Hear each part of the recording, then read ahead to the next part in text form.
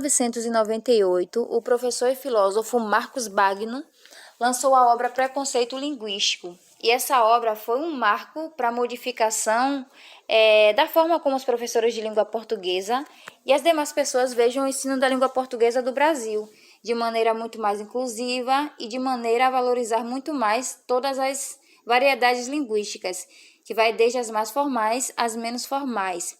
E perceber também que todas elas possuem valor cultural, possuem valor artístico e mesmo valor técnico. Uma coisa que é muito importante que nós entendemos ao estudar o preconceito linguístico são as suas causas. A causa fundamental tratada no preconceito linguístico é a utilização da língua por parte das elites econômicas, políticas e intelectuais da língua como uma forma de dominação. Segundo o autor, a língua ela é utilizada por aqueles indivíduos que controlam o poder econômico, cultural, político como uma forma ou proibir aqueles que não fazem parte desse núcleo de dominação e de manter entre eles um processo de estratificação, de segregação social, ou seja, a língua ela é uma ferramenta de exclusão. Aqueles indivíduos, por exemplo, que não dominam o uso que nós chamamos de padrão ou uso normativo da língua, dificilmente atingirão as melhores vagas no mercado de trabalho e, consequentemente, dificilmente ascenderão a essas elites. Esses indivíduos, por N fatores econômicos, sociais ou culturais, não tiveram acesso a essa norma padrão. Eles dificilmente farão parte da elite. Por outro lado, aqueles indivíduos que já nascem dentro dessa elite, eles provavelmente terão acesso à formação técnica, porque eles já dominam, a norma padrão e provavelmente permanecerão dentro desse grupo, pois terão acesso às melhores profissões, aos melhores cargos, aos melhores salários. Então, nós temos um processo de manutenção de um status, que é muito interessante para quem faz parte desse grupo dominante e muito ruim e muito prejudicial àqueles que são excluídos.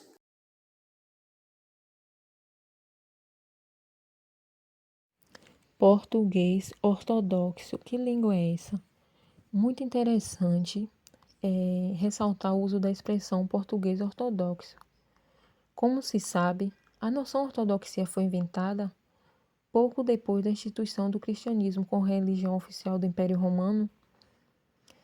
Para definir os dogmas oficiais da Igreja, as únicas maneiras certas e admissíveis de acreditar em Deus, em Cristo, na Virgem Maria e na Santíssima Trindade, e etc. Quem se desviasse desses dogmas era acusado de heresia e condenado às mais diversas punições, como o exílio, a prisão, a tortura e a morte na fogueira. O conceito de ortodoxia se relaciona com uma série de outras noções do mesmo campo semântico: dogma, intolerância, inflexibilidade, pecado, penitência, castigo, excomunhão e outras aparentadas.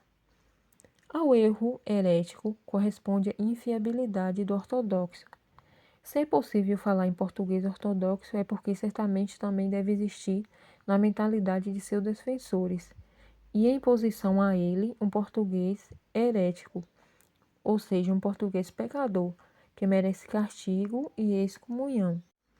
E nós sabemos que precisamente essa mentalidade de perseguição, acusação, condenação que está por trás, até hoje, da ação dos defensores extragentes dessa nebulosa ortodoxia gramatical. Bom dia. Desvaneios de idiotas e ociosos. Mas o que será, afinal, o português ortodoxo? Temos a associação de linguistas com desvaneios e balela. Mas é sempre assim. As colunas assinadas por Pasquale, do jornal Folha de São Paulo, entre os anos de 1994 e 2000, a palavra linguista vem sempre acompanhada de alguma nota depreciativa, Evanildo Beccara é, sem a menor possibilidade de dúvida, o mais importante gramático brasileiro. Suas posturas políticas e pedagógicas não têm nada de revolucionárias. Para o gramático profissional, a língua admite duas possibilidades. Para o colunista da Folha, a admissão dessas possibilidades representa desvaneios e balela. Pasquale chama de português ortodoxo o conceito de língua certa, que é mais certa ainda do que a língua dos gramáticos profissionais da Academia Brasileira de Letras. Pasquale ele nunca dá nomes aos bois. Por isso, apesar de sempre escrever alguns linguistas, entre aspas, ele nunca diz quem, onde e quando. Assim fica fácil deduzir que esse alguns, é um mero disfarce para seu preconceito contra todos os linguistas. Bom, a quem interessa calar os linguistas? Se existe uma grande resistência contra o redimensionamento do lugar do ensino da gramática na escola, é porque todos nós sabemos que, ao longo do tempo, o conhecimento mecânico da doutrina gramatical ele se transformou num instrumento de discriminação social. Então, o saber português, na verdade, sempre significou saber gramática, ou seja, ser capaz de identificar, por meio de um vocabulário falho e incoerente, o sujeito e o predicado de uma frase, pouco importando o que essa frase queria dizer e os efeitos de sentido que ela poderia causar. Então, transformada num saber esotérico, reservada a uns poucos, a poucas pessoas, a gramática ela passou a ser reverenciada como algo misterioso e inacessível. E a partir daí surgiu a necessidade de mestres e guias que seriam capazes de levar ao ignorante atravessar o abismo que separa os que sabem dos que não sabem. Como vimos anteriormente, o preconceito linguístico está atrelado às diferenças dentro de um mesmo idioma e se revela quando o indivíduo acredita que seu modo de falar é superior ao de um indivíduo de outra regionalidade ou classe social. Não se respeitam, assim, as variações linguísticas de sotaque ou regionalidade. As características e diálogos, as gírias, dentre outras diferenças ligadas a determinados grupos. Em um país multicultural como o nosso, a prática desse tipo de preconceito é algo frequente.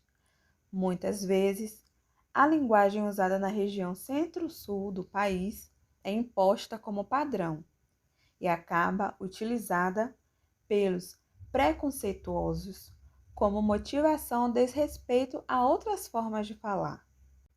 Além disso, o preconceito linguístico está altamente ligado à liberdade de fala dos brasileiros e, quando advindo das questões socioeconômicas, pode trazer graves consequências, levando em consideração a dificuldade de acesso à educação formal das classes mais pobres, a sua variedade linguística.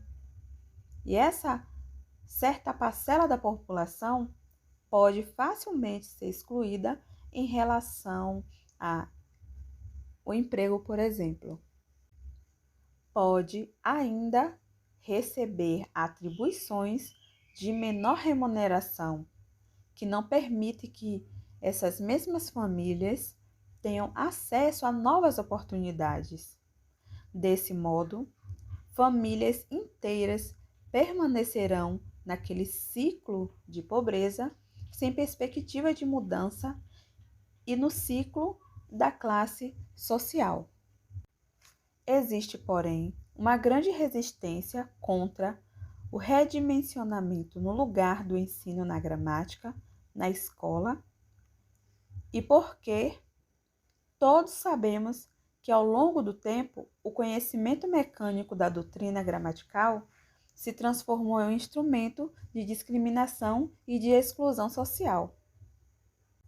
Saber português, na verdade, sempre significou saber gramática, e isso é ser capaz de identificar, por meio de uma terminologia, falha e incoerência. O sujeito e o predicado de uma frase, pouco importante o que essa frase queria dizer. Os efeitos desse sentido que podia provocar ou etc. Transforma-se num saber esotérico, reservado a uns poucos iluminados. A gramática passou a ser reverenciada como algo misterioso e inacessível. Daí surgiu a necessidade de mestres igual e capazes de levar o ignorante a atravessar o abismo que separa os que sabem dos que não sabem o português.